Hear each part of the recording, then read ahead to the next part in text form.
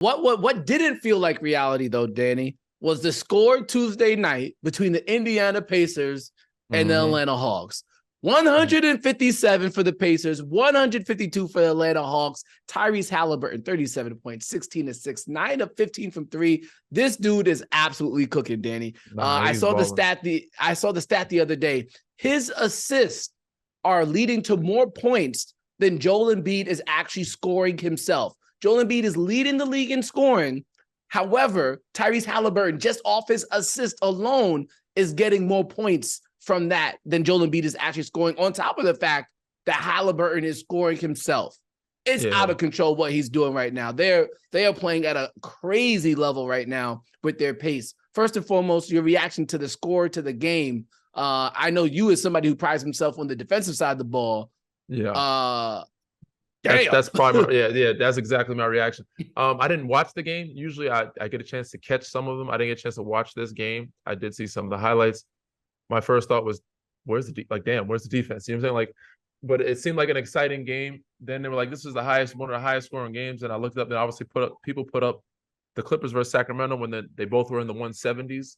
So this was the highest over-under game type thing they had over on a game in regulation. But I think they went into double overtime with the Clippers, Sacramento, I think. Yeah, that was overtime. Yeah. So regulation to be in the 150s, like, damn, where's the defense? But it looked like a fun game. Like, guys are actually scoring, playing well, you know, and getting up and down. But Tyrese's ball in Indiana, I think, is a surprise of the league. Them and Minnesota. Minnesota being number one in the West right now. Indiana balling and beating teams and playing at a high level and scoring at a high clip has been the surprise for me in the East. So, and Tyrese is the leader of that charge. He's absolutely balling. And all those guys, they're getting production from off the bench from everywhere. They're getting everybody chipping in, everybody's eating, everybody's playing well and having fun. And they're actually winning some games. So I expect to see them in the playoff this year. They'll be, I think, you know, top six, at least six, 7 seed. I would like to expect.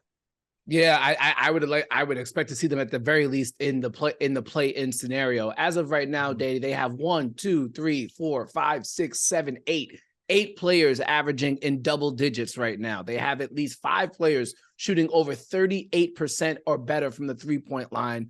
They are absolutely cooking. As you look at now, you said it, you could see them in the playoffs. I don't know if their brand of basketball is going to win them games in the playoffs, win them a series in the playoffs. But Tyrese Haliburton himself, it was interesting. Going into the season, everybody was talking about, okay, Shai Gilgeous-Alexander, after having the year he had last year, he's a top 10 player in the NBA. Now looking at Tyrese Haliburton, again, looking at that stat that I proposed to you, looking at the work that he's been doing so far this season, where would you put him in terms of guards in the NBA? I said he's on another level right now. Last year, this season he's been absolutely balling. Last year, I thought he was great. I thought he played well. I still don't think the numbers or what they did record-wise was good enough for him to be an all-star. This season, hands down, no question, he's an all-star. And I wouldn't say he's on the brink, but from a year or two, he could be an MVP caliber conversation. He's an MVP caliber player. But this season, he's definitely an all-NBA team. He's got to be, at least second team all-NBA team. He's making that jump that Shai is making. Shai had made last year, I feel like. So he's in that conversation. And I think another year or two from now, Shai is one of those guys that are in an MVP conversation. And I could see that happen. OKC, the way they're balling. So, he's right on the right path. And that 260 is looking like a good deal that Indiana got him for. Yeah, honestly, it's crazy. As I was watching the game last night and I saw what LaMelo Ball did the night before, I'm thinking to myself, hold on. Are we having a change of the guard here between Shai, LaMelo, Tyrese Haliburton, Tyrese Maxey? Like, you look at those 4 guards and you put, they're point guards. So I could obviously include a guy like Anthony Edwards if I want to. But for the purpose of this argument, I won't. But LaMelo Ball, a point guard, Tyrese Haliburton and Maxey, point guards, and Shai Gilgeous-Alexander. And you look at the older point guards in the league right now, Steph Curry, Dame Lillard. Trying to think who else is. Chris Paul's passes. Drew Holiday. Yes, Danny, I'm starting to feel like this younger guard is starting to take over. It might have taken over. Yeah, D'Angelo Russell. I mean, you're looking at other. I'm trying to think of the point guards that are out there that are Nah, still. he's not. He's not. I'm talking about the young. Like I'm talking about Yeah, 4 years or less, Luka. 5 years or Is less. Luka a point guard? Is Luka a point guard? I mean, Luka's just on another. I mean, he's already been established. That's already understood.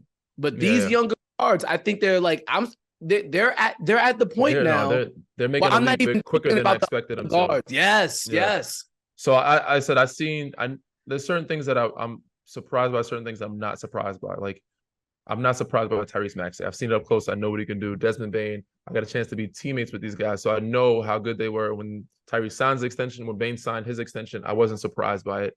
And they're ultimately probably going to get those guys for cheap. And I knew at some point these guys would be all-stars.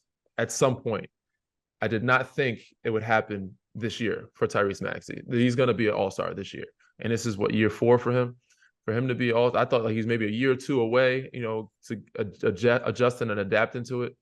He's in MVP conversations, early this season, and he's definitely gonna be all-star. So he'll maybe all NBA, second or third team. We'll see how that turns out for him. But the way Philly's playing and the way he's playing, the production-wise and the percentage and efficiency he's doing it at while helping carry the team with Joel. Yeah, he's going to be an all-star this year. And I said I didn't see it happening that soon, and especially with Tyrese Haliburton. I didn't see him making this jump. Just like Shai, all those guys. I've seen them, maybe Shai be an MVP guy in 2 or 3 years. Nah, he's like, my time is now. I'm doing it now. Tyrese Maxey, I'm doing it. Tyrese Haliburton. I'm not all like he had a lot to say about our guy Wally Zerbiak when he called him a wannabe all-star. I'm a wannabe all-star. Okay, he's showing I'm a little more than a wannabe all-star. So he's cooking, man. They're all cooking. They're playing at a high level, and it's fun to watch. It's making me start to think, Danny. And when we were growing up, I remember the notion was that a basketball player is in his prime, usually around age 30 or so. But the way these guys are playing, it may make me feel like the prime might be a bit earlier because of just what they're able to do athletically. And we could talk about it. Like I feel like when we were coming up, it felt like people were just getting their jump shot later. They get their jump shot later on in their career. Kobe got his jump shot later on in his career. Jordan got his jump shot later on in his career. LeBron really started shooting a lot of threes later on in his career. But because the three-point shot is so important now, like you almost can't get into the league without a three-point shot.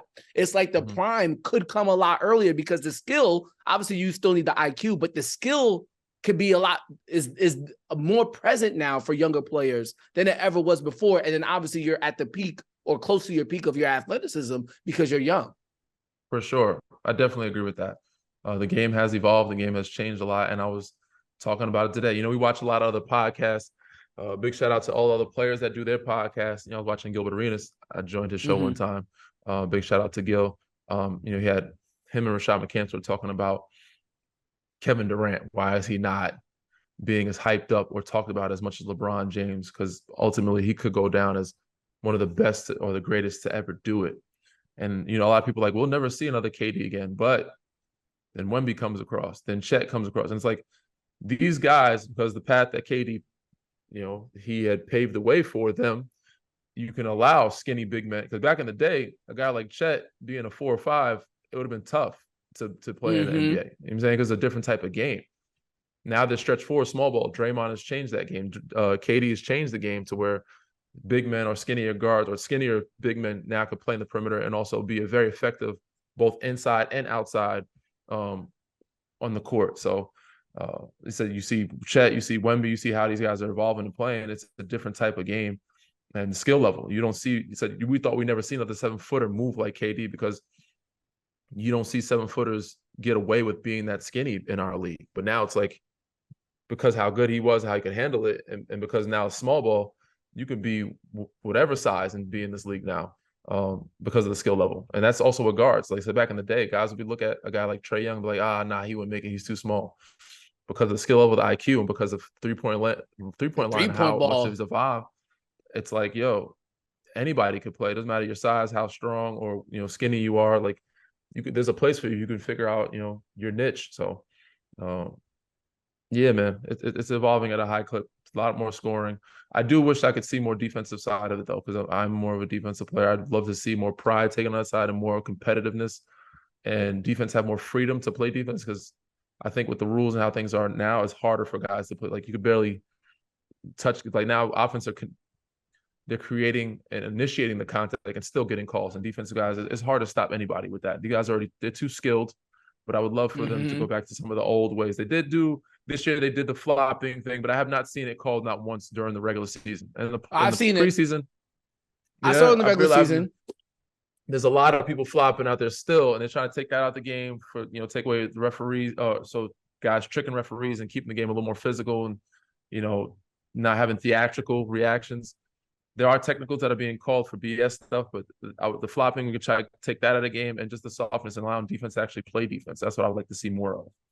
Yeah, I don't blame you with that.